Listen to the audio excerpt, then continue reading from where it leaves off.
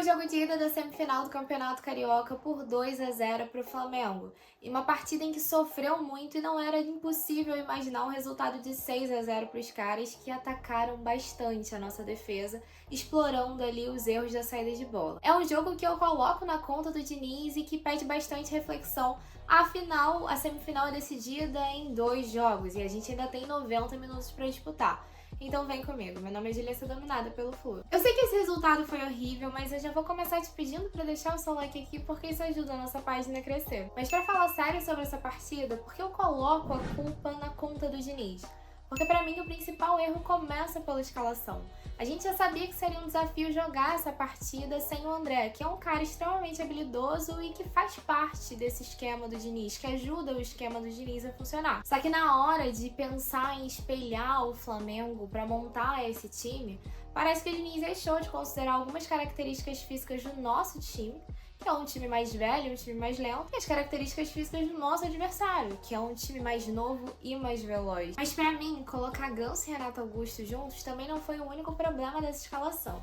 Mas pra gente falar de escalação, vamos relembrar quem estava em campo. Fábio, Guga, Thiago Santos, Felipe Melo, Diogo Barbosa, Martinelli, Renato Augusto, Ganso, John Arias, Keno e Cano. O Renato Augusto recuado até o momento não funcionou, e obviamente do lado do Ganso a tendência era tornar o time mais lento. E o resultado disso foi fácil ver em campo. O Fluminense simplesmente não tinha meio de campo. E pra mim o outro erro dessa escalação é que o Marcelo deveria estar em campo desde o início. Ah, Júlia, mas aí o time ia ficar mais lento. Não, porque na verdade o Ganso ele não era pra estar ali. Eu imaginava um meio campo com o Renato Augusto no lugar do Ganso e no lugar do André, pra mim, era o Felipe Andrade. A gente poderia ali discutir até a possibilidade da entrada do Alexander, mas pra mim era jogo Felipe Andrade. Vou explicar isso mais pra frente. Mas por que eu fazia tanta questão do Marcelo? O Marcelo é aquele cara que vai encontrar um passe diferenciado de extrema qualidade. Tanto que quando ele entra em campo, nesses últimos jogos,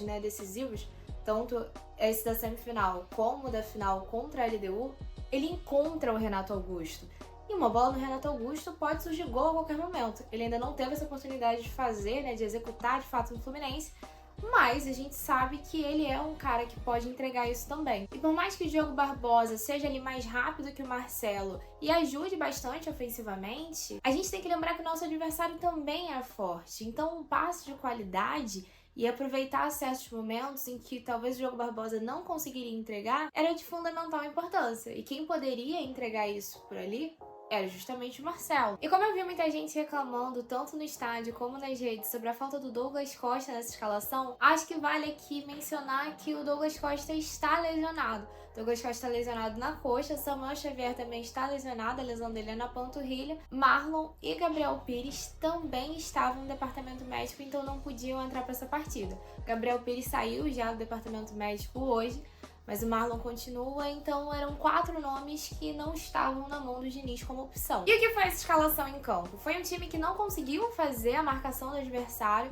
e foi sufocado na defesa, com o Flamengo o tempo inteiro tentando pressionar o erro na saída de bola. No primeiro tempo, inclusive, eu só lembro do Fluminense sair pro ataque uma vez, que acontece ali um pouquinho antes da parada para hidratação. Mas de resto, fica ali o tempo inteiro se defendendo, consegue até resistir por um bom tempo, mas nos acréscimos leva um gol pelo alto. Quando a gente volta do intervalo, todo mundo esperava que o Diniz fosse mexer no time pra tirar o Ganso de dentro de campo e aí colocar Alexander, Lima, Felipe Andrade, mas tirar o Ganso de campo. E o que ele faz? Ele mexe apenas no Diogo Barbosa pra entrada do Marcelo. E assim, isso é bizarríssimo, porque a gente não tinha meio de campo.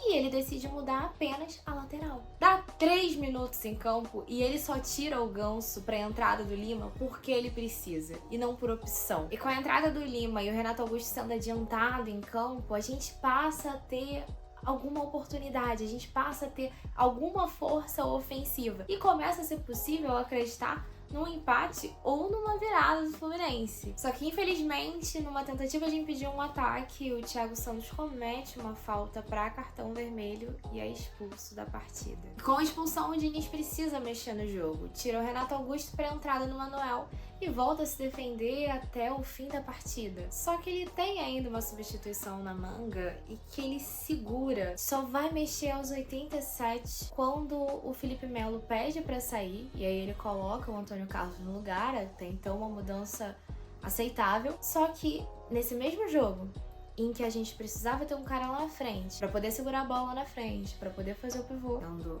o John Kennedy relacionado para essa partida, a torcida implorando pela entrada do garoto, ele decide colocar o Lelê no lugar do Keno. E aí, mais uma vez, acréscimos, gol por cima, termina o jogo. E a pergunta que ficou no final do jogo foi por que o Diniz não colocou o John Kennedy em campo? Na coletiva de imprensa, a resposta que o Diniz dá é que aquele não era o jogo pro John Kennedy, já que ele botou o Lelê justamente para defender o Fluminense, para que o Fluminense não levasse um gol por cima, como levou da mesma forma no fim do jogo. E aí é muito engraçado, assim, engraçado pra não dizer trágico, quando a gente revê o lance do gol do Pedro, que o Lelê tá sozinho, assim. Como disse um camarada que eu sigo lá no Twitter, o Felipe Bispo, o Lelê tava marcando o Espírito Santo ali na hora. E aí sobrou pro Martinelli marcar sozinho Pedro e Léo Pereira. Receita certa ali pro gol. E o que me assusta nessa não entrada do John Kennedy é que o Diniz não é o cara de colocar o time pra recuar. E a galera entra numa noia de que ele não colocou porque ele não usa base. Mas assim, isso não faz o menor sentido. Porque André e Martinelli são titulares absolutos e são de Xerém. O Alexander teve a oportunidade de ser titular na temporada passada e pra mim só perdeu espaço realmente porque caiu de rendimento e não por alguma implicância por parte do Diniz. A gente viu que alguns jogadores do Sub-20, por exemplo, como o Arthur, que era uma peça que a gente reclamava que não tinha mais tempo, no próprio Carioca a gente viu que na verdade o Arthur não tem fôlego pra jogar uma partida inteira. Às vezes ele não tem fôlego nem pra jogar um tempo inteiro. Então assim, essa parada de implicância própria do Diniz com a base, eu não acredito que isso exista. E o que me assusta é que o próprio John Kennedy, que é Xerém e que é o jogador do segundo tempo do Diniz, todo mundo sabe, é a arma secreta, eu digo secreta em grandes aspas, porque não é mais novidade pra ninguém que ele é o jogador que entra no segundo tempo do jogo do Diniz, porque ele não entrou dessa vez. E aí, ou foi algum problema, alguma situação de treino que eu espero realmente do fundo do meu coração que não seja. Não acho que o Diniz estivesse preocupado com questão de Kennedy levar cartão vermelho, porque a galera também entrou numa noia dessa só porque o cara recebeu 2 cartões vermelhos em 2 situações emblemáticas, mas não quer dizer que ele faz cartão vermelho em todo o jogo, porque isso não existe. Ou realmente o Diniz resolveu mudar ali a sua ideia e preferir tentar segurar 1-0. E de fato, o Lelê é um cara alto que era pra ter ajudado ali a segurar pra gente não tomar o gol por cima. Mas, enfim, não sei se faltou fundamento, se faltou atenção, não sei o que faltou. Mas essa situação do John Kennedy eu achei muito estranha na hora. E assim, bati na escalação do Diniz porque desde antes do jogo começar, cheguei a falar sobre isso no pré-jogo. O Diniz, pra mim, não precisava mudar o esquema tático dele pra poder jogar, pra poder enfrentar o Flamengo. E que, pensando em características semelhantes à do André, a melhor opção para entrar ali seria o Felipe Andrade. Ok, seria uma opção arriscada, porque é um garoto novo que não teve oportunidade de entrar no jogo decisivo assim, mas eu penso que ele seria uma opção melhor do que o Alexander pelo momento de baixo do Alexander, e melhor do que o Lima também, porque eu acredito que ele tenha mais a entregar pelo que ele já mostrou. E é um jogador talvez com características mais semelhantes ao André que a gente teria à disposição em boas condições de jogo. E também penso que por ser clássico, pede um pouco de ousadia e ainda mais em condições diversas, era um risco, mas eu acho que mais arriscado mesmo foi colocar 2 caras que são de muita qualidade, mas que são muito lentos e muito pesados em campo. Apesar da partida ruim, 3 jogadores se sobressaíram positivamente em campo. O Fábio, obviamente, é o principal deles, já que foi aí a peça fundamental para não permitir que nós levássemos uma goleada. Junto com ele também entra o Thiago Santos, que foi mais uma vez um monstro na partida, e o Felipe Melo, que também estava muito bem. Thiago Santos, inclusive, obviamente vai ser uma dor de cabeça, né, essa suspensão dele pro próximo jogo. Pensar em uma solução que entregue tanto quanto ele é difícil pensar. E por que eu tô preocupada de falar desses 3 jogadores? Porque eu sei que essa partida foi horrível de se assistir. Eu sei que foi tenebroso ver o Fluminense ali o tempo inteiro recuado e sendo sufocado na defesa. Mas pelo volume de jogo que o Flamengo teve, um 6-0 era fácil de se imaginar. E ainda assim, esse time conseguiu se defender. Então tem algo positivo a se extrair desse jogo, que é justamente a boa atuação do Fábio, que a gente não tinha visto até o momento. E é claro, a defesa ali acabou sendo parte de um coletivo, até porque o Fluminense é muito voluntário nesse sentido, e também porque pela falta do meio de campo, os jogadores acabaram se dedicando ali em se defender. Mas nenhuma defesa consegue segurar um resultado por tanto tempo, tendo um adversário que tá ali muito forte, pressionando toda hora um erro, se o seu goleiro e os zagueiros não estão passando segurança. E isso o time conseguiu fazer. Então, ok, a gente tem muito o que reclamar, a gente tem muito o que reclamar mesmo, mas a gente também tem que dar valor, principalmente esses 3 jogadores, nesse quesito defensivo, porque ele também vai ser importante pro próximo jogo, e ele foi importante pra gente ter alguma chance no próximo jogo, ainda que ela seja pequena, ainda que seja difícil imaginar o Fluminense fazendo 3 gols, já que não vem finalizando tanto, e a defesa do Flamengo em si não vem levando gol. Mas assim, se a gente tem alguma chance, coloca na conta desses caras que seguraram ali o máximo que conseguiram. Agora tem uma coisa que eu não posso deixar de falar, e eu sei que eu vou ser criticada por isso, porque eu acho que a minha opinião tá indo contra o que a maioria tá dizendo, mas eu me espanto quando eu ouço o Diniz ou torcedores dizerem que o problema desse time nesse jogo foi a falta de postura. Porque quando eu olho pro coletivo, nesse jogo, eu não vi falta de vontade coletiva de jogar. Eu vi no primeiro tempo contra a LDU. No primeiro tempo contra a LDU, eu gritei diversas vezes: joga com vontade, joga com vontade. Nesse jogo, eu não vi isso. Eu vi um time que, quando tentava dar sequência na jogada para tentar sair da defesa, não tinha meio de campo por erro de montagem. E aí perdia a bola, porque estava sendo pressionado ali o tempo inteiro, e tinha que voltar para se defender o tempo inteiro. Pra mim, o problema foi esse, e não falta de vontade de jogar. O erro tá na montagem, e não na falta de vontade.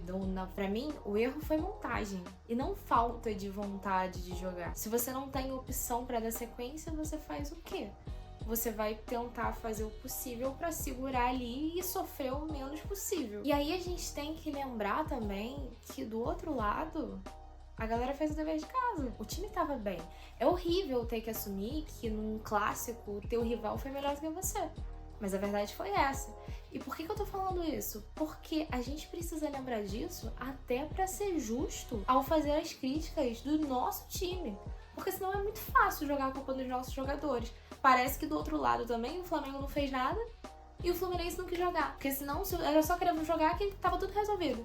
Até o problema da escalação não afetaria em nada, né, pelo visto. Então, vamos falar do que rolou do outro lado da chave, né? Do outro lado da chave, o resultado foi um empate de 1-1 entre Vasco e Nova Iguaçu. Lembrando que o Nova Iguaçu é quem tem a vantagem no empate do lado de lá. Eu vi pouquíssimos minutos desse jogo, inclusive me arrependi de não ter visto pelo menos o primeiro tempo, já que o segundo tempo eu tinha que começar a live, não ia dar pra acompanhar até o final mesmo, mas a galera que acompanhou falou que o Volta Redonda amassou o Vasco.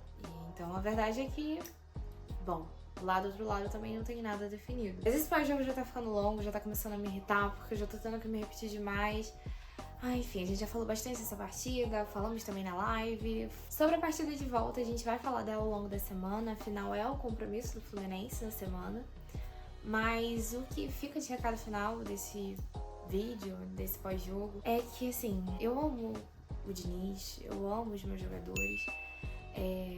Eu sei que, além do jogo, né, não foi só o jogo também, tiveram muitas questões em coletiva de imprensa que deixaram, assim, todos nós chateados.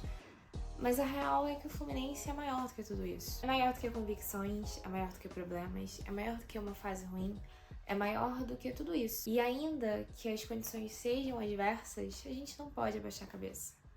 A gente tem que torcer, porque é o Fluminense. Acima de tudo é o Fluminense.